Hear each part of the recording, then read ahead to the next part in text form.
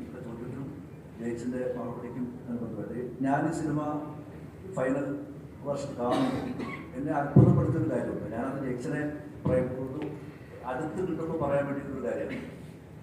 ഇതിൻ്റെ ഒരു ക്ലൈമാക്സ് പോർഷനിലേക്ക് വരുമ്പോഴത്തേക്കുള്ള നമ്മുടെ ഒരു മ്യൂസിക്കിൻ്റെ ഒരു സ്വഭാവം, അതായത് ഈ സ്ക്രിപ്റ്റ് ഞാൻ ആദ്യ വേർഷൻ എഴുതുമ്പോൾ മുതൽ തന്നെ ഞാൻ ലെഫ്റ്റ് സൈഡിൽ ചെറുതായിട്ട് കുറിച്ചിടുന്ന ഒരു മ്യൂസിക്കൽ നോട്ട്, അത് ഒരു പക്ഷെങ്കിൽ ചിലപ്പോൾ ഞാൻ ഡയറക്ടർ കൊടുക്കുമ്പോൾ അത് ഒഴിവാക്കും. കാരണം അത് അദ്ദേഹത്തിൻ്റെ ചോയ്സാണ്, അദ്ദേഹം തിരഞ്ഞെടുക്കുന്നതാണ് എന്നുള്ളത്. അപ്പം ഞാൻ ചില പോർഷൻസിൽ ഞാൻ കോൾഡ് വാർ മ്യൂസിക് റെഫറൻസ് ഇട്ടിരുന്നു. ഇത് ഇപ്പോൾ ജെയ്ക്സാണ് റെഫർ ചെയ്യുന്നുണ്ടെന്ന് എനിക്ക് തോന്നുന്നില്ല, പക്ഷേ ഇനി കോൾഡ് വാർ മ്യൂസിക് നമ്മൾ എടുത്തൊന്ന് കണ്ട് ഒന്നൊന്ന് കേട്ട് കഴിയുമ്പോൾ അത്ഭുതമായിട്ട് എന്നെ സംബന്ധിച്ച് എനിക്കത് ഭയങ്കര എന്താ പറയുന്നത്, ഒരു ഭയങ്കര സർപ്രൈസിംഗ് ആയിട്ട് ഫീൽ ചെയ്യും. അതായത് ഇതിൻ്റെ കാലഘട്ടം, അതിൻ്റെ പൊളിറ്റിക്സും ആ സമയത്തെ സംഗീതവുമാണ് ഈ കോൾഡ് വാർ മ്യൂസിക് എന്ന് പറയുന്നത്.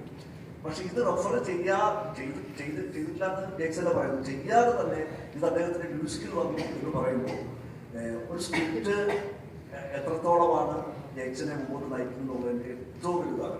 എന്നെ സംബന്ധിച്ച് ഭയങ്കര സർപ്രൈസിംഗ് ആണ്. ഞാനത് ജെയ്ക്സിനെ ഞാൻ പേഴ്സണലി ഒന്നും അടുത്ത് കണ്ടില്ല, അതുകൊണ്ടാണ് കോഴിക്കോട് പറയേണ്ട കാര്യം ഇല്ലാത്തതുകൊണ്ടാണ് പറയാതിരുന്നത്. അങ്ങനെ ഒരു അത്ഭുതങ്ങൾ കാണിക്കുന്ന ഒരു മ്യൂസിക് ഡയറക്ടറാണ് ഞങ്ങളുടെ ഞങ്ങൾക്ക് വലിയ സന്തോഷമല്ലേ.